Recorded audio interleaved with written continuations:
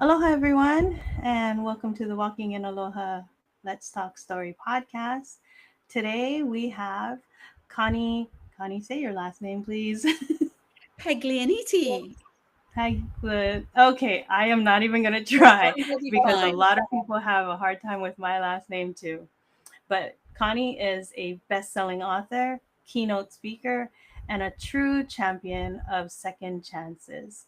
After a public fall that led to prison and years of rebuilding, Connie rose from the ashes to create Red Flags in Plain Sight and her powerful signs method, a framework that helps people spot early warning signs and take responsibility before life or work goes off track. I like that. Connie speaks with refreshing candor about shame, boundaries, and rebuilding trust, reminding us that failure isn't final when faith and courage take the lead. She's a living testimony that redemption is real and that it's never, never too late to begin again. Connie, welcome to Walking in Aloha. We're honored to have you. How are you? Aloha, Michelle, and everyone.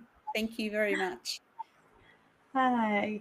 So, before we carry on and do our Aloha framework, as we always do with our podcast, give us a little background about. I know I read some of it, but tell us a little more about yourself. I live in Australia, in Melbourne, Australia, but I wasn't born here. I was actually born in Italy, and we came out when I was 11. So English is actually my second language. I still speak and write Italian. So when we came out in 1969, I finished my primary school the last couple of years. And then I went to high school, and then I started working as a receptionist, accounting person. Then I got engaged at 23, 25. Was about to be married in 87, but things weren't right. So I cancelled the wedding. And then I went overseas for 2 years and worked in London for 2 years as a payroll person in the fifth largest banking in the UK, and then an engineering company. But I missed home too much, so I came back and I started working in a bakery here in one of the suburbs. I stayed there for about 2.5 years, but I get bored very quickly with if there's no challenges in work. So in 1991, I started my own financial management business, which included bookkeeping, payroll, administration services, etc. And then I met my husband in 1995. I was 38 at the time. I never wanted to get married. I never wanted to have children because being the eldest daughter in an Italian family, I had the responsibilities of being basically a mum from a very early age. So to me, I had my children. My siblings were my children. So I missed out on all the fun as a child. So I didn't want to go through that in my latter years. So I refused to get married, even though I came close. But in 95, I met my husband. We got married in 99 when I was 42. And at 45, I had a beautiful boy. So I became an older mum. My husband stayed home for 18 months to look after him because although I love him, I didn't find it challenging enough to be a mother. So I went out working with my clients. And then in 2001, I became the president of Little Italy precinct here in Melbourne for about 7 years, which was voluntary. So I did all the marketing, the PR, I did their events, and so on. And because I'd been doing events since I was about 20 for charities and being part of loads and loads of committees, and that's how I met my husband through my charity work, I did their events. And after 7 years, I quit because it was a lot of time to give for free. So my business was suffering. So I started an event company in 2008. And I did a lot of events in the street, even to one stage. One day we had 87,000 people in the street close to Whole Street. We tried to break the longest pizza in the world. It didn't quite happen because it rained cats and dogs that day, but it got us on the map. So 2008, I turned my business into an event management company, but I still had a few clients left in my financial side.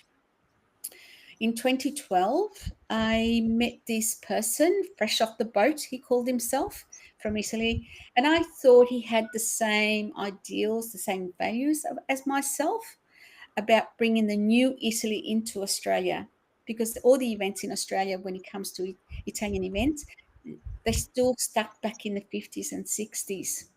So I thought, oh, finally, I met somebody who's got the same ideas as me. So he became my business partner. Unbeknownst to me, he happened to be the biggest con man that God has ever put on this earth. We did an event at the Royal Exhibition building here in Melbourne, and he just piled up the debt after debt after debt. By the time I had it all up, it was over $1 million. Oh, wow. Yep. So I pulled money from my financial management company. I pulled money out of my credit cards, out of the mortgage, but it still wasn't enough to pay for all those debts. And I had just in excess of $400,000 left to pay. And I did the unknown. I did something that I would have never considered in the past. I took money from my very dear client of over 20 years because he trusted me with his life, his accounts. So I took money to pay those debts. Oh, And that got me into such a depressive state that then I started gambling. I went to, I think you call them the slot machines. Over here, we call them pokies. So although I paid the debt, then I kept stealing to pay for the addiction. The more I stole, the more I gambled. The more I gambled, the more I stole. It was just going around and around in circles. I didn't even know how much I stole at the time. It wasn't until I got caught the night that I got served papers that it was about that thick in a white envelope. And it was all there in black and white that I had stolen in excess of $6 million in 4 years. wow. And basically, I'd say 90% of that money went towards gambling because casinos worldwide, I assume, love big gamblers. So the more you gamble, the more they entice you to go back in. Mm-hmm. So that's where my story started about my downfall. So I went from a very successful event manager where I had people like Susan Sarandon, Sophia Loren, Goldie Hawn, Jane Seymour coming over to Australia for my events. So they were big profile figures. Yeah. And my events were spoken about, for years and years later. That came crashing down. My reputation was shot. My Wow. freedom was gone. So I went to court and I got jailed for 2.5 years on the bottom. And then I had 18 months outside jail on parole, which I had to report to the parole officer. Firstly, 4 times a week, then down to once a week, then once a fortnight, till eventually it was once a month. Wow. Now, in jail, let me tell you, it was terrible. People that think that people get put in jail to be rehabilitated, that's not happening in this country. Definitely not in my state. You're Mm-hmm. just left to your own ways of doing things. And if you're one of those people that want to go ahead and get ahead, then you try and make the most of it with whatever's in there, which is not much. But the ones that don't get up and go, the ones that basically want to sleep the day away, they're allowed to do that. They don't push you to do things. And there's in the female prisons here, there's very little work or studies you can do. I think it's slightly different in the men's prison because one thing I noticed, even by talking to the officers in there, Men tend to stick together, so they fight for what they want. So they stick together. So numbers talk. In the women's prison, it was one woman against another. Mm. So we never got anything done because I wanted something that was completely different to somebody else. So instead of getting together and fighting the system, we You would fought be each against other. each other. Yeah. Yeah, I can Yeah. see that. So, and it will never change unless women actually get together and work together for the good of the prison or whatever environment you're in. Because when you work against each other, you'll never get anything done. Right. So But that after means coming, coming into agreement, right? yeah. So after Yeah. coming out after 2.5 years, I thought, okay, I need to get a job because I left my family in a mess financially. We're still struggling today. I couldn't get a job. I got rejection after rejection if I got acknowledged, because sometimes they just ignored you. Mm-hmm. I eventually went for this job that wasn't my cup of tea, but it was going to be something, and it was to hand out pamphlets at the state election. I got the job. So I was really excited. I thought, okay, at least one, it gets me out, and two, it gets a little bit of money into the household.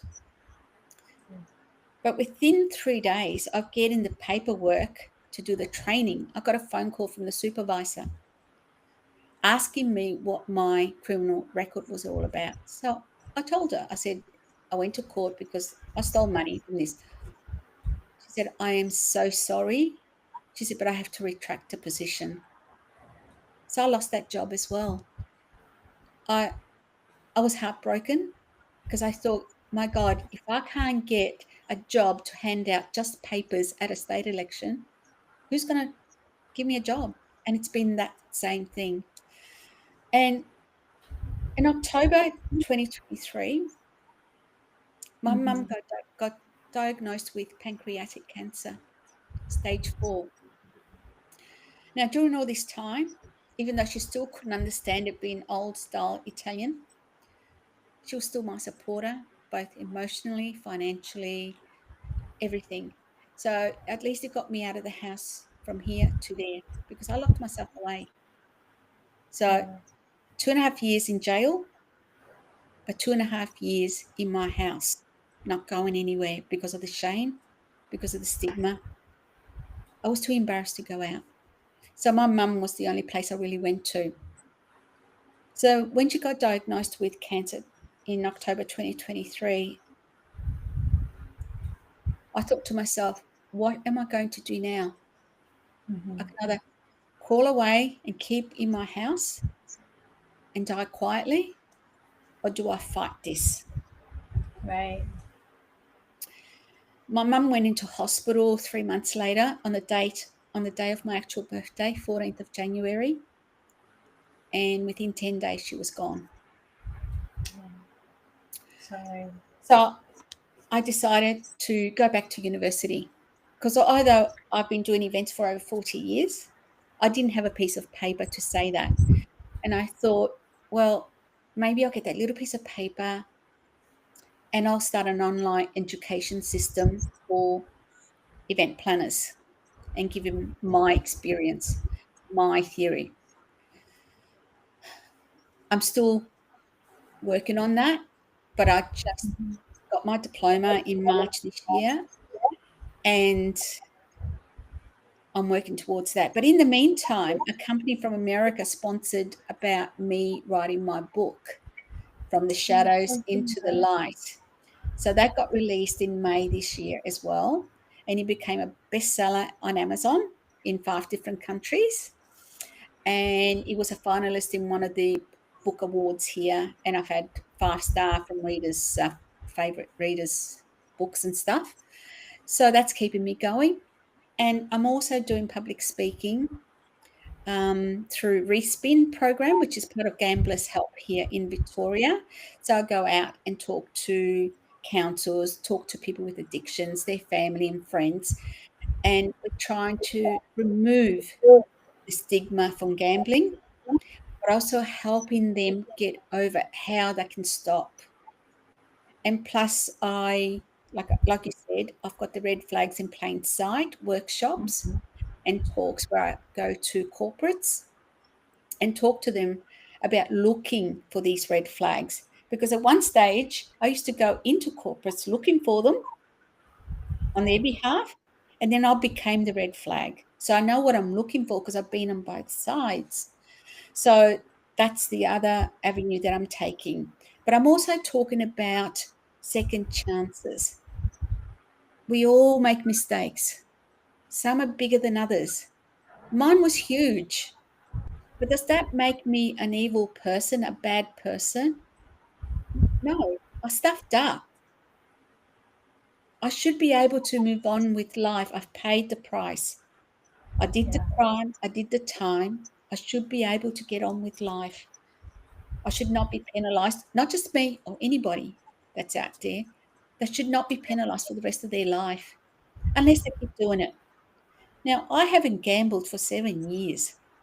I have not touched one machine, and I have no intention of touching one because what Mm-hmm. led me down that path is no longer there. I still go to counseling after 7 years because I don't want to go into a rock, especially after my mum died last year. I was really afraid that something would drive me down that path, but he hasn't. Oh, that's so good. Because I'm one of those people, I make the mistake once, I never repeat it again. Not the same one anyway. It doesn't mean I've done stuff up again, but yeah, Yeah. I make a mistake once, I learn from it and move forward. So that's basically my story. And I call gambling the silent killer because Mm-hmm. with addiction with drugs, you can see it. With alcohol addiction, you can smell it, but you don't know around you who's a gambler, who's got an Right. addiction to gambling. You can't see it. Yeah, that's true. And You it's know, doing a lot like, of harm, not just to the individual, but mhm, their family members, the community, because it costs a lot of money.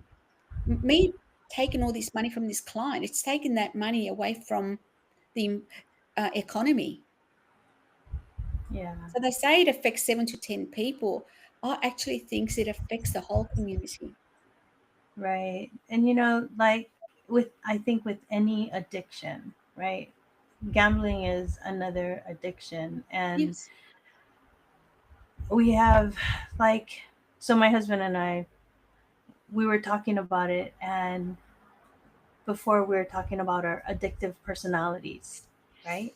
Mm, Because whether you're addicted to a drug or addicted to alcohol or whatever it is, we mm, went from being younger and he was addicted, like he was doing drugs, going, then going into um, working out, or like I was alcohol and then I went and was working out at the gym. So mm. are you just trading one for the other? Yes. Right? That's all you're doing. You're trading Mm, one addiction for another. mm, So you're always replacing it yeah, until you realize that, wait a moment, I am not getting rid of it, I'm replacing it.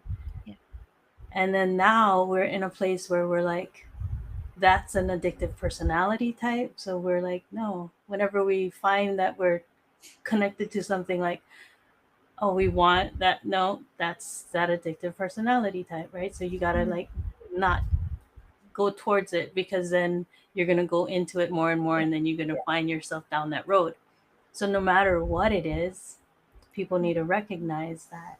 And that's one thing that I, the Aloha framework, the last A is acute awareness, is to be aware of what you're doing on your own. Because, no, like you said, nobody can see it for you. Nobody's going to see, even if it's like sexual addiction. mm, Nobody's going to see that, right? yeah, But yet you have it. The addiction to porn. Nobody's going to watch you behind closed doors or whatever, but it's there. Those kind of mm, things. There's addictions to all kinds of things that people can say, you know what? To be honest, I'm addicted to this or I'm addicted to that. But at first, they're going to have to be honest with themselves Yes. and say that this is what it is. My biggest addiction prior to that was chocolate. That was Chocolate. the biggest addiction I ever had. Yeah. But I always believe wherever there's an addiction, and I'm not talking about chocolate or whatever, Yeah, there's yeah. always an underlying issue that drives you to that addiction. Something. Yeah, It's maybe exactly. a painful past or a painful relationship. If there's some sort of trauma that, if you've got an addictive personality, it will push you towards an addiction. Yeah. Um, So you heal from it, you know? you have to heal from it. You have to own your story. You have to own your addiction, and you have to work at it. It's not going to go away on its own. You have No. to do certain things. I kept myself busy with arts and crafts, reading, cooking. I was going to become the size of a house, I think, with so much cooking. But I had to keep my mind busy, because if I Right. didn't, it went to that dark place. Right. Yeah. That's why I'm so glad that when I was writing my book, Walking in Aloha 5 Steps to Living Your God Potential Life, God gave me the Aloha framework because it was through that framework that I realized that there is something that I actually walk through, and like you said, the cooking and taking your mind off of something, there was something that I actually walked through that helped me with the healing, helped me with everything that I was going through and Mm, got through. And I was able to now put it into practice, share it with other people, and now it's now become something that I do all the time, whether it is in my books or like in a mm, movement or in this podcast, mm, right? I always use that same Aloha framework because I've found that no matter who I spoke to, I've been speaking to people all over the world now, from Australia, where you are. I've spoken to people in Spain, in um, Egypt, and Saudi Arabia, and where mm. else? All over. So like I travel a lot, so I Yeah. know the distance between things. And it's like, wow, that is a lot. And I'm like, God told me I would be reaching people all over the world, and I questioned that, and I was like, how am I supposed to do that? I'm a girl in the middle of the Pacific Ocean on a little island. How do I do that? But when I got off the phone with a lady in Spain, I hung up you know, got off the Zoom, and I sat here and I cried because I was like, this is how. This Mm, is how I'm doing it. And I'm reaching people, and through me reaching out to them and opening up this platform that can go to more people and more mm. people. I am that pebble in the pond. The Right? ripple And the effect. ripples. Yes, Yeah. and the ripple effect. So thank you for sharing that. That's So okay. right now we can go into the framework and the Sure. questions that I sent you earlier, and we can Mhm. go through that. So what we go through is the affirmations and actions, leadership and love, overcoming obstacles, health and healing. Oh, yeah, and acute awareness. I was going so fast I thought I misspelt it. But it does spell aloha. So first of all, affirmations and actions. I always say affirmations is just affirmations. You need action behind your words. You need work behind those words. Other than that, they're just words. So, you were talking about like when everything cracked, what truth or affirmation carried you through that season of brokenness? Well, the first one was to acknowledge the Mm-hmm. issue, the crime that I committed, and I had to own it. I couldn't hide it.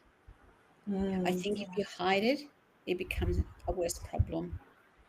By acknowledging it, by accepting what you've done, it helps you to move forward. And that's helped me. Because the night I got caught is the night when I said enough is enough of the gambling. And that's the night that I stopped gambling. Because then it was out in the open. Prior Mm-hmm. to that, it was hidden. And let me tell you, when you hide things, your heart's heavy, your shoulders are heavy, and you suffer with headaches, migraines. You've got it. Once that lifted, it didn't make the problem go away, but this big burden, my shoulders became so much lighter. And that's when I started having conversation with my husband and my son by opening up. Yes, I was broken, but I opened up, and that's cracked something open in me. And that's when the decision was finally made. I'm caught. I'm done, but let me own it now. Let me face this face to face and head on. Yeah, that's good. And like you said, enough is enough, Yeah. you know. And I think that is a stand a lot of people can take, because I know I did the same thing, walking away, from domestic violence, Yeah. to say enough is enough. Yeah. Yeah.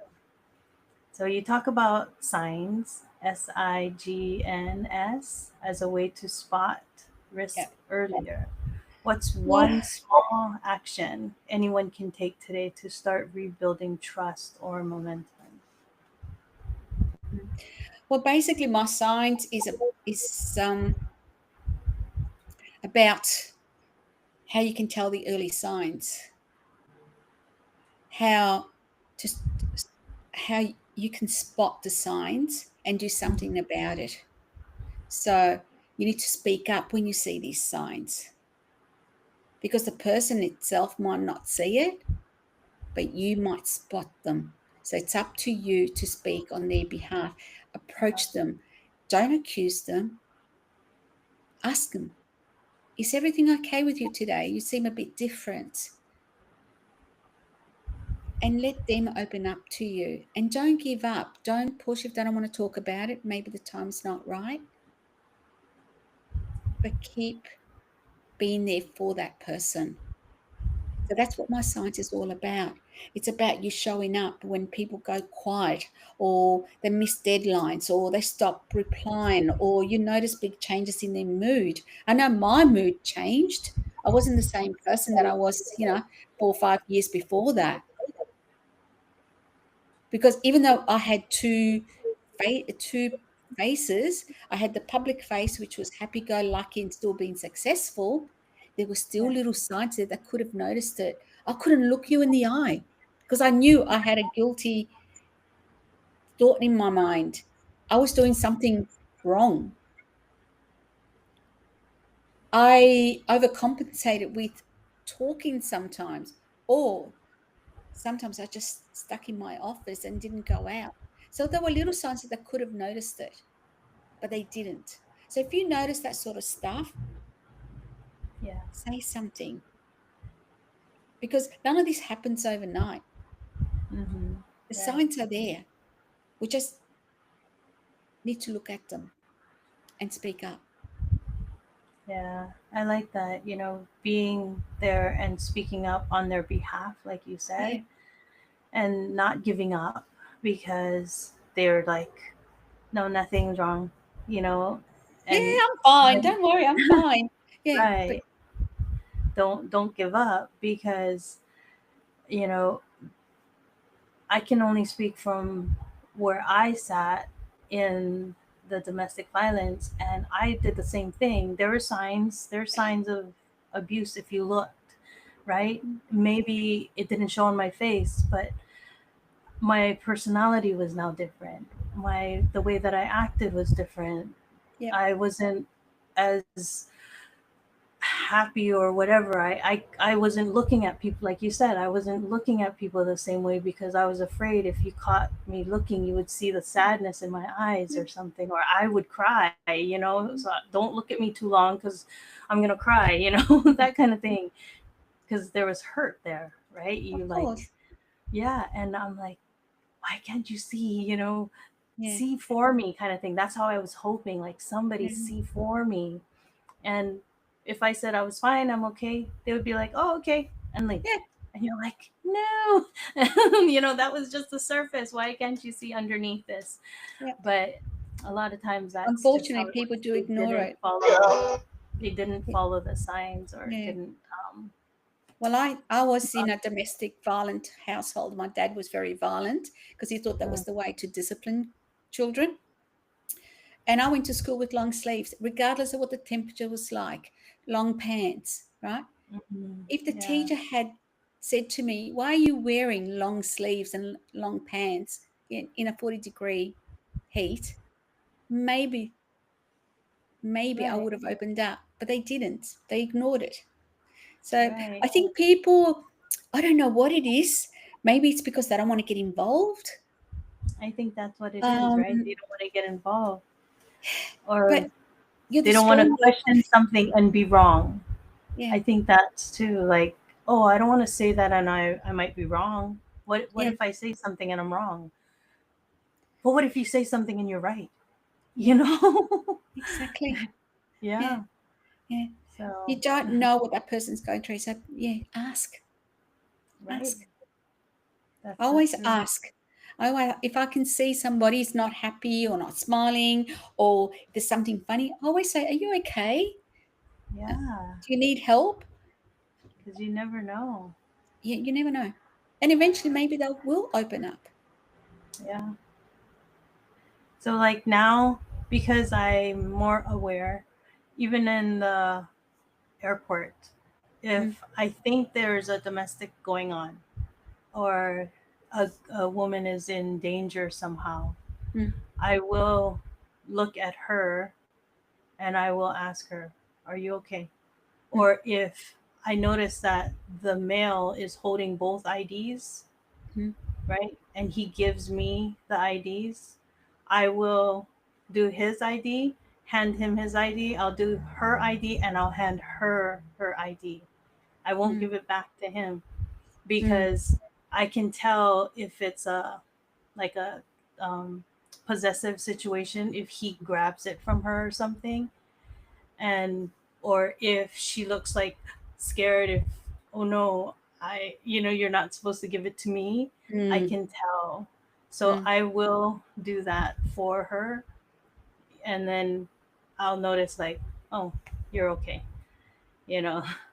But it's that acute awareness. It's being there for other people even And if when you they're see not. something, call it out. If you see something, Yeah, call it out. You don't have to get yeah. involved. If, for example, I witnessed a violent um, confrontation in one of the streets. It was late at night, so I couldn't get out of the car. Hmm. It was between a man and a woman. I just called the police Yeah. and I Yep. waited there till the police came and then I just went. But you don't have to be involved, but call somebody who can intervene. Yeah, because you can be a voice for someone else, Yes. and that's why I like what you said. Like, ask and don't give up asking, and be that person. Mm, Be that person that's gonna say, "Are you okay?" and not give up on them, because you could be that one person that's gonna save them from going down a dark path, or mhm. you know, save their life. Yep, you So could be good. saving a life. Yeah. So good. Thank you for that. So, leadership and love. You often say, like, you don't preach from the pedestal, I speak from the floor I had built. How has that humbly shaped your leadership today? I don't judge people anymore. So good. Yeah. I do not. I accept them for who they are, what they are. I know my husband sometimes says, "Connie, you're so naive. You trust everybody." And sometimes I think maybe I should harden up, but then that wouldn't be me Yeah. because that's not my makeup. And I trust you until you prove otherwise, sometimes to my detriment, of course. But to me, leadership is about acknowledging people, accepting them for who they are, Mm-hmm. listening to them. If they bring you a problem, you act on it. If you see something, you say something. That's what leadership is all about. Don't just Yeah. sit in your little ivory tower or your big office or whatever and do nothing about it. I mean, I know Yeah. some leaders that say, my door is always open, right? But when it actually comes to the crunch, the door is open, but they're not open. Exactly. Yeah. I was just on a call earlier and we were talking about leadership. And I said, I think people forget what leadership is. And the first part of leadership is lead. Yeah. And you can't push someone into leading. You cannot grab them and drag them along. That's not leading, you No. know. And I said, I was in early childhood education for a long time. And when you're working with the children and you want them to come, you put your hand out and you tell them to follow you. And that's following, they follow the leader, right?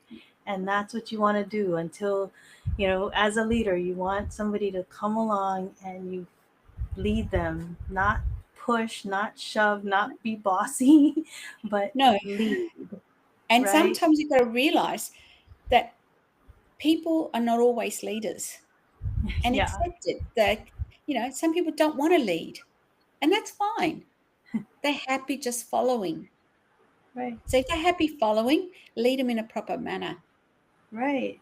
Yeah, but you have to be a leader, not Yeah. some people, they want to have that authority and have the title as a leader, but they're Yeah. not leaders. They're they want to be bossy or whatever, and I'm like, no, that's not the way you lead. That's not a leader. And we Yeah. have so many so-called leaders around the world, and they're not really leading. No, So, they're not no, leading. So no. So, that's so good to say that. You don't sit in their ivory towers. yeah, So I always good. believe that a leader leads by action, Yeah, not by exactly. words. Yeah. Yeah. If The you one want the thing that I people to do always, things for you, you get your hands dirty as well. yes, Don't yeah, expect to and keep your hands clean. that's what I was just going to say, because Jesus led by example. And the one thing that he did was he washed the feet of his disciples, right? And the Exactly. first thing they said was like, no, master, you can't wash my feet. And he was like, no, I will wash your feet, because he was showing them, how will you wash other people's feet if I don't wash yours? Yes, Yeah. So that's how you lead by example. So good. 100%. Yeah, What definitely. role did love for yourself and for others play in transforming shame into strength? Because for me, I had to learn to love myself enough to say that is enough. Mm. I kept myself in that situation for so long that I realized I wasn't even loving my own self. Because if I did, I would have been out a long time ago, right? So, what role did love for yourself and for others play in transforming you? Like you said, you got to love yourself first. And that took a long time. And I'm Mm, not even 100% there yet. There's still the little percentage that I still got to work on it. But one thing I've learned is that I've had to let people go, including family,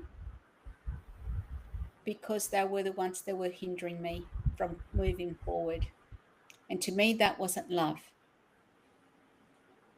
yeah. So by removing those people, I started to respect myself, because prior to that, all I kept saying is yes to everything and everyone. Whereas now I'm learning to want to say no, put myself first, Mm-hmm. um, and loving myself again first. I remember my little boy. He went to a Catholic school. When he was little, I used to say, "I love you more than anything and anyone in the world." And he goes, Mum, no, you don't. And I said, what do you mean I don't? I do. He goes, no. He said, you got to love yourself first before you can love me. And I thought, where's this coming from? It was only about 6 or 7 at the time when he said that. And he said, well, if you don't love yourself first, your chicken went across. Yeah. If you don't love yourself first, he goes, Mum, that means you can't love me. And that stuck to me all No. these years Yeah. down the track. So yes, loving yourself is important if you want that love to be shared amongst others. That is so good. That is so good. Especially coming from your own child, you I know? know. Out Both of the female. mouths of babes. Yes. He was older than his years. Ah, that is so good though. Because even now I keep saying to him, Tristy, you are so full of yourself. And he goes, Mum, I have to love myself first. Otherwise, how am I going to love anybody else? And I think, okay, fine. And only like after all of that situation with the domestic violence and all that healing I had to go through, I really had to, because you hear it all the time about putting your own, putting the oxygen mask on yourself Mm. before you put it on your child. Exactly. And, you fly all the time and you're like, oh, I understand. It's because I need the oxygen mask to, save my kid. But then when they talk about it in this context of life, Mm. not on the plane, I was like, that is so true. I Mm. understand it in the airplane, right? I'm like, but that is It's so like a true. captain of a ship. If it sinks, lets the passengers go first. Then he follows. He makes sure that his people Yeah, are right. Yeah. yeah. So So that is so it good. doesn't mean he We, doesn't love himself. It just means if he makes sure they're safe, I mean, then he's got to live with his repercussions too. Yeah. So yeah. But then it's like, so there was a situation where my son was drowning, right? He was in the lake or in the river, and we're from Hawaii. The water is not as cold as in the mainland, mm, right? And we were in the river. He was walking along the rocks, and I had my two wolf dogs with me, and we just dropped off. I was fostering mm, at the time. I dropped off the foster kids at their visit. And so we were just going to spend a little time waiting at the park for them to finish and then go back to the office and pick them up. My son ends up falling in the river, and all I hear is, Mom, Mom. And I look, and he is bobbing. Like, mm, I know he's drowning. And so I'm like, oh my gosh. And so I give the dogs to my youngest son, and I said, go get help. And I jump in the water. The water is freezing cold. And I'm mm, thinking, okay, I know how to swim. I just need to touch the bottom. I can lift him up. I'll be fine.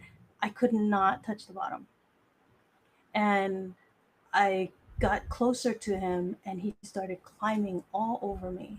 And he was just drowning me. panicking. And I knew that I had to push him off me because I knew I was drowning. I mean, I Mm, was sucking up so much water. mm, I had to push him off.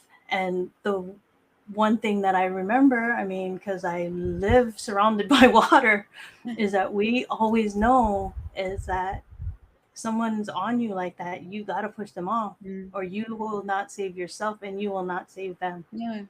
right? Whenever you rescue someone out of the ocean, you make sure you turn them around so their Yeah. arms, their legs are not on you. They can kick Okay. and scream all they want, but their hands and legs got to be the other way. So you have to make sure you can turn them around. Yeah. So I had to push him off, and now he's at a distance from me, and I'm like, oh my gosh, like having to push your own child away from you. Mm, I had to tell him, Daniel, you know how to swim, you know? And he's looking at me, and I can see the fear in his eyes, and I'm like, look at me, you know how to swim. And so we ended up, I said, come here, back float. And we ended up floating back in and everything like that. And because I knew I had to get him on his back so he can breathe, I had to mm. breathe, you know. So we ended up back in and we were safe and all, but knowing that I had to push him off, and I was praying. I was like, God, if this is his time, what do I Mhm. do? It's yours. You know, Mm. he is yours. He is yours.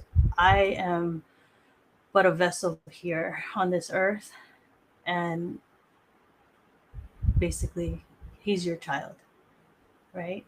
And so God saved him because after that, my son was like, "Oh, when you were telling me you were so calm, I knew we could do it." And I was thinking, "Oh my gosh, no, I was not. I was so not calm. You know, I could. I felt like I was like, Daniel, you know how to swim. You know what I mean? I can Yeah. say it now, but I felt like I was screaming. I felt like I was like, you know how to swim. Look at me, turn around. You know, but all he heard was I was calm, and we ended up safe and everything like that. And my son, who took the dogs, he ran to go get help. I could hear him going the wrong way, and I was like, oh my gosh, what is he doing? God had it all planned out because the dogs took him towards someone who had a phone. The Mm. person who had the phone didn't know the park, but Mm. then when the dogs pulled the guy back, he met up with a guy who knew the park, and they traded off. And then the dogs brought him back to to where we were, but the Mm. guy already called the fire department and Thank all of God. that. Yeah. Everything was fine, but I'm like, that's what we need to do, like to save yourself. You need to save others. You really truly need to be able to save yourself because you cannot save anyone else if you're going down. And I'm like, that was a real life situation that I realized that it is what you have to do in order to save someone else. Because in that situation, both of us would have drowned, you know? Yeah. Yeah, that was very, very scary. But I can imagine. yeah, I can but imagine. God is good. So overcoming obstacles, the O in Aloha. In your journey from prison to purpose, what was the hardest obstacle to overcome internally, and how did you do it?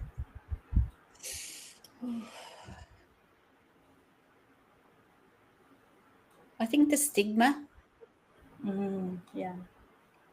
um, associated not only with my crime but with addiction to gambling, because society seems to have double standards when it comes to addictions to drugs and alcohol. They've got a lot of empathy for those two Yeah. addictions. But when it comes to gambling, they seem to blame the person. The person should be able to control it. But as you know, addiction doesn't care who you are, Right. doesn't care how much money you've got, doesn't care whether you're young or old.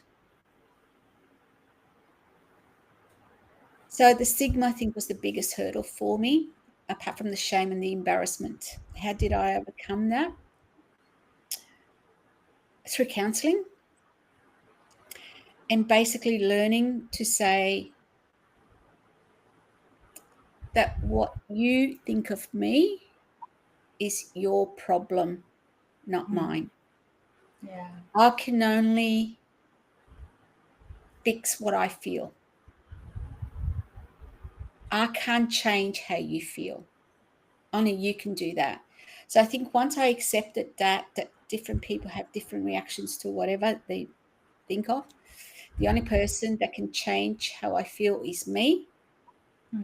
That's how I became my obstacle. And now I'm happy to talk about it. Am I proud of what I've done? Hell no. Right. Am I proud of what I'm doing? Yes, I am. Because I am helping others to come forward. I'm helping others to ask for help. Because in the past, I always used to think asking for help was a weakness. And through all Hmm. these, I've actually learned that asking for help is actually strength. You've got to be a strong person to ask for help. Right. And you're actually weak if you don't ask. Once upon a Right. time, I'd never ask for help. Once upon a time, I never spoke about my financial problems. Now, I'm quite happy to say to you, I'm broke. You would never heard me say those words before. Hmm. So yeah, I think you got to fix it from within yourself, and you got to accept what you've done and move forward with it, Yeah. and leave the others to be their problems, not yours. Don't take their problems on yourself. Yeah. I think that's so, you said like with the drug addiction or other kinds of addiction that people look at it differently when it is all the same, you know? Yes, It is all the same, whether you're addicted to food or whatever it is all the same. It changes the chemistry in your brain, which it does. changes It how does. you react to things and how you do things, and the reason why it becomes an addiction. It's all the same, Yep. and that's one thing that people need to realize. So you're good to say it is not my problem, it's yours. You deal Yep. with it because I'm dealing with me. So Yep. that is really good. Well, that's the only Yeah, thing you can fix. yeah, I that's can't true. fix the world's problem, but I can fix my problems. Exactly. And they're not walking in your shoes, so No, no, they're right. definitely not. I wouldn't want That's them to either, but yeah. be a bit more empathetic, be a bit more understanding. And unfortunately, when it comes to gambling, that's why in Australia we're trying to change the terminology. We don't say problem gambler, we call it gambling harm, because it's not the person Oh, that's doing the is the problem. It's a whole industry. They're yeah. doing harm to the people. Because I don't know what it's like in America. I didn't see venues where you just used to walk in, but over here it's like every 5 meters there's a pokey place, or one of those places where you can actually put money and Mhm. gamble. There's the horse racing. We've only got one casino, for example, but every day on free to air TV in Victoria, that's just my little state, not Australia. Mhm. They put Yeah. 1,200 ads on free to air TV all hours of the day where young kids see it. You go to a sporting event and it's Mhm. betting on the odds. There's ads everywhere because the gambling lobby here is so strong. They've got the prime minister's ear. When your own prime minister, who's supposed to be a leader looking after the people, when somebody asked them a question from the media and said, um, surely there's a way you can get remove all these gambling apps from phones, etc. His Right. remark was, "Oh, if we do that, we don't get any revenue. Oh wow. So it's more important. The money is more important. For every dollar they get in, it costs them about $10." That's crazy. Us Australians are the biggest gamblers in the world because there's no safety nets there for any of us. Once you're in, Wow. you're in. We lose net, I'm talking about, Hmm. $33.5 billion per annum. We Wow. gamble $1,654 per person per capita. America, who's the second largest, only loses, well, it's not only loses, but it loses over $800 per person per annum. So we're first and we're double. And the government's not willing to do anything about it because our prime minister is having lunches and meetings with one of the people that actually runs most of it. Yeah, that's crazy. Yeah. And Wow. unfortunately, kids think they're playing a game on these phones, but they're actually gambling. Our It's like kids, training. It's like oh, training them early up to be. training. Mm. Hmm. They've just banned social media because it's supposed to be bad, but those games and those apps are worse. And yet they're Yeah. not willing to do anything about it. Why? Because they're getting money in. Wow. So, Crazy. That is yeah, crazy. that's our Australian government for you. So many people feel like they've gone too far to come back. What would you say to someone listening who's stuck in that belief right now? It doesn't matter how far you've fallen, it doesn't matter how old you are. It's never, ever too late. I've done Mm. it. Look, I'm 68 in what, less than a month? And if I can do it at my age, you can do it. Don't ruin your life because unfortunately, once you go down that path, it will ruin your life. And you don't want that to happen. Just get out there and ask for help because I'm sure every country has a body you can contact or some or have a friend or somebody you can reach out to and say, look, I need help. Don't let it ruin you. Ask. It's never too late. Ever. Yeah. Yeah. I'll always say the only time it's too late is when you're 6 foot and under. True. True. Then it's too late to do anything. But up until then, as Exactly. long as you have breath in your Yep. body, Yep. there's something to do. Yeah. Yep. So, talking about breath, health, and healing, the H in Aloha. Your 7 day reset helps people regain momentum when they've hit a wall. What are a few non negotiables for healing and self care in those first 7 days? Taking time out for yourself. I Mm. think that's important. Whether you want to do exercises, whether you want to do some Pilates or yoga, whatever suits you and your personality. I'm not a yoga person because I like to be motivated by being active. So I'm completely, but I go out for walks. I go for about 10K walks. I don't know what it is in miles, but it's about 2.5 to 3 hours at times. I don't do it every day, but at least every second, third day with a friend. So we talk and we walk and go to the park, smell the trees, smell the flowers, sit on the grass, take a picnic, but have time for yourself. You don't have to do it with anybody else if you don't want to.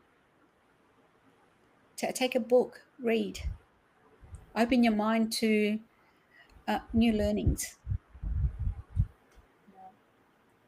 That's so good. That is a good non negotiable because I Mm, remember me doing it. Like, that mm, was one of my non negotiables is that I had to go out, I had to do things, I had to keep myself busy, yeah. you know. That is so good. And that is a good reset to be out in nature. It's something about connecting with the the creative, like God created the natural, you know. Mm, We can create our things on our own, but when you're out there, yeah. it's just that awe. Yeah, I love And that. that doesn't suit everybody. Look, I'm a city girl. I don't like the country. It's too quiet for me. It's too boring. So me walking to the city, which is about half an hour walk, Hmm. and being surrounded by lights and buildings, the river, the trees, because we've got beautiful parks in Melbourne, absolutely amazing, right? So I don't have to go to the country to get that. So whatever helps you, Yeah, enjoy it, embrace it. that's so good. So, how did you begin rebuilding emotional and spiritual health after that deep shame and stigma?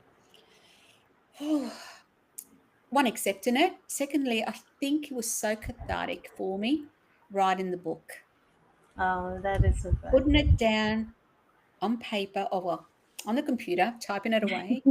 Um, it made me see it in a different light.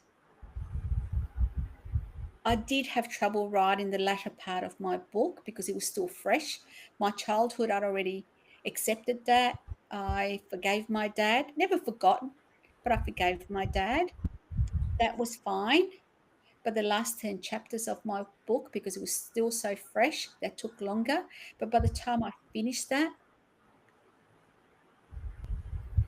it it actually helped me face the issues and accepting them and moving forward. Uh, yeah, I think that is so good. Writing, even if you're not writing a book, right? For people to even journal, Yes. that helps. And Even I if they think, just write a page a day, throw it yeah, away or burn it, yeah, it just yeah, helps you get your feelings down. Get them out of your system because unfortunately they'll only eat away at you if you leave them in there. Yeah, so true. I love it. So, acute awareness, awakening to purpose. How do you help others recognize the early red flags in plain sight in work, life, or relationships before they spiral? By talking openly, Mm, don't yeah, hide it. Unfortunately, what they say, you can't lead a horse to water and make him, you can lead a horse to water, but you can't make it drink. That yeah, is true. They've got to accept it first. They've got to acknowledge that they've got an issue. But if you keep talking about it day after day, time after time, eventually they will see it. So you need, don't hide it. See, unfortunately, a lot of people think by hiding the problem or the issue, it stays behind closed doors. That will only make it worse. Open the doors and let it out. Speak publicly about it. So I'm not ashamed of speaking now. And by speaking, it's actually making people think, oh, damn, I've got that problem too. The amount yeah. of people that I meet and say, I know somebody who has, or I've got that problem. And Hmm. somebody's actually willing to listen to them who's been through down the same path. Yeah, Because unfortunately, when you go to counselors, they haven't been through that. It's all done through theory. They're great. Don't get me wrong. You do need them. Um, but they don't have the same understanding as someone who's walked the walk. right. And I believe that, when you've actually gone through it, you've experienced it, and they know, when someone knows you walk the walk and you're like okay to talk about it, Mm. you're being honest and open about things, you give people permission to do the same thing, And and that's what that you need is, to do. yeah, And and if it you're around empowers them, don't judge them. Do you, right? not judge them because that only makes it worse. People Yeah, don't like being judged. I'm sure you don't like to be judged. I certainly not it. don't. Yeah. Yeah. But it's just that openness, because it's like people think that you can't talk about it because, oh, someone's gonna judge me or someone's gonna say something, so that's why they hide, that's why they close up. But once they see that there's That's people that's who, what I did. That's what I did. yeah, because And you look don't where want I to be ended up. I judged. ended up in jail because I did hide it. Because I was embarrassed. I was ashamed. My ego. I don't know what it was, but yeah, that's the reason. But then if you look at it, if there was a Connie out there, right, and that person talked to you and was like, Mm. I've done this, and I've done that, and I'm not proud of it, but this is how it is, and you would feel more open to talk, and you would give the permission. That person would almost be like opening a door for you to talk, and that's Yeah, what we need to do for other people. And so, yeah, yeah, your voice is a superpower, and yeah, you can give that to someone else. You hand them that ticket, that golden ticket to open up to. So yeah. it's And so look, good. there's no perfect people in the world. They might like to think they are, but they're not. So No. you mentioned one person who hasn't made a mistake. They might not admit it, but every single one of us has made a mistake in life. Right. Some way or another, we're not perfect. It No. may not be the same mistakes, right? Mm. It may not be the same mistakes, but And some are small, some are big, some are medium, right? but we all made mistakes in our life. If you Yeah. haven't made a mistake in your life, you're a damn boring person. Or you're lying. Well, that's probably more to the point as well too. Yes. Um, because yeah, Yeah. we all like to Uh, think we're perfect, but we're not. I know no. perfect is not good. No. No. It takes all kinds of people, and that's what makes the world so beautiful, Yes. because we're all human. And I love the fact that we can be truthful and we can be real and we can be raw. Mm, And I think that's what makes it better, when people can be authentic enough yeah. and we're not hiding behind masks, because there's too many masks. There's too many people being fake. Yeah. And I think that's what made people more okay with staying in front of their phones. Like, oh, I'd rather just be on my phone 24 hours a day. It's more fun instead of communicating with a Mm. real life person, because people are too fake, or like, I can't communicate with this person because they're just. But no, be real, be raw, be honest with each other, and maybe the communication could come through better. And that's why I love the fact that back in the day, that's why my podcast is called Let's Talk Story, because back in the day, the only way they communicated was sitting around and talking story. They talked, Yes, they yes. communicated. Yeah. I you know remember, having dinner around the table. You didn't have these things now. Now you go out to restaurants and everybody's on their phone. Look, I don't mind people taking a photo here and there of their food or what, but not all day. I remember going to a restaurant. It was a young couple, and I went with my girlfriend, uh-huh. and all the girl was doing was just doing this. And I'm thinking, you're ignoring your partner, whoever he is. Yeah, there was no communication between the two of them. And I just thought, oh my God, is this what the world has come to? Communicate. Right. Argue if you have to, but don't just sit Yeah. there and just take selfies. Right. I hate selfies, by the way. So, That is so true. yeah, You can I sit there love for an conversation and I hour. love when people discuss. I don't have to agree with you, and you don't have to agree with me, but let's respect each other's opinions. Right. Yeah. Because The it's amount of okay. people since COVID that have lost friendships, family breakdowns because they didn't agree with our lock. We had 2 years of lockdown in this state, Uh the huh. longest in the world. And because some people refused to have the vaccine, they Yeah. lost friends, they lost family because they disagreed with each other. Hang on, it's your body. You can do whatever you like with it. It's my body. I can do whatever we like. We don't have to Yeah. agree, Right. but And accept it's it. okay to disagree. Discuss it if you need to. Yeah. Yeah. Yeah. No, You I can't totally say anything understand. now because everybody takes it to heart. There's no more discussions.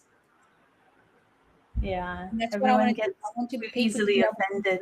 discuss it. Yeah. Yeah, they're too easily offended. That's why. But Yeah. I thank you so much for being on here and just being real with us here, Thank you, because Michelle. that's what we need to do. And I love the way that you have shown us that, yeah, there's signs, and we can look out for the signs for other people, and we can be the voice for someone else. And by being that voice, we can truly and honestly save a life, you know? And why not, right? Why not? Why not be that voice? Why not be that help to somebody else? Stop being the one that's saying, "Oh, I don't want to get involved. I don't want to be judged. I don't want." That person just may need you, and you may be that only person that came across them, Yeah. you know? So instead of waiting till they end up in a place like you did, or end up in a place like I did, Mm.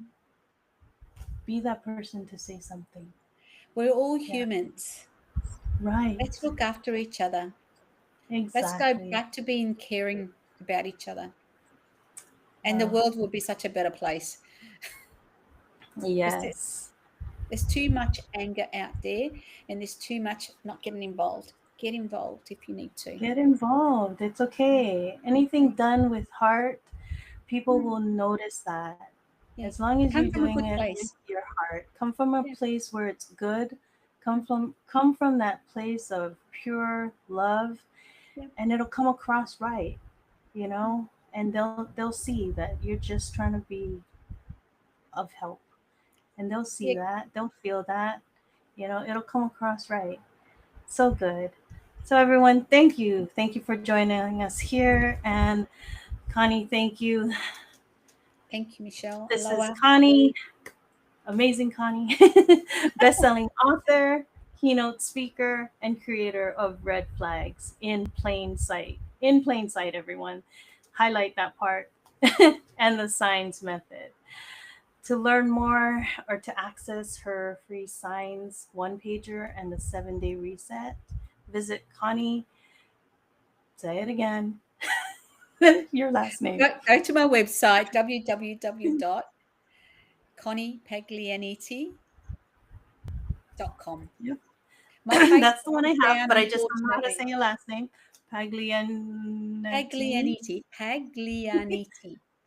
Paglianiti. Yeah. Close, close. Okay. So, everyone, if this episode gave you hope, which I pray to God that it did, share it with someone who needs a second chance today.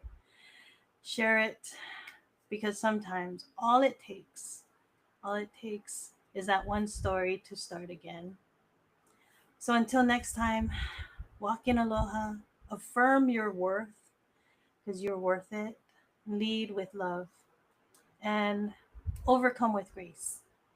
Heal with faith and awaken the life that God has created you for. And until next time, God bless you always and ahui ho. Thank you, Connie.